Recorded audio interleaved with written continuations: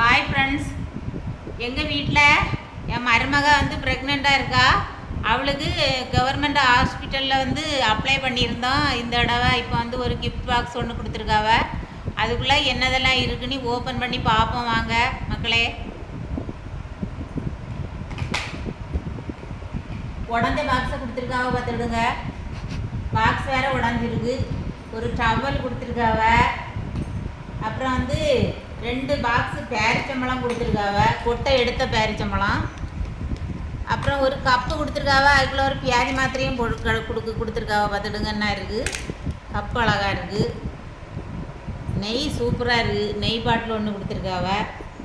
அப்புறம் டானிக், இரும்பு சத்து டானிக் 3 கொடுத்துருக்காவ. அப்புறம் இந்த மாவு கலக்கி குடிக்கிறதுக்கு வெந்நிலையோ பால்லையோ போட்டு 1 ஸ்பூன் போட்டு 1 கப்பு தண்ணியில் கலக்கி குடிக்கணும். இதான் கொடுத்துருக்காவ.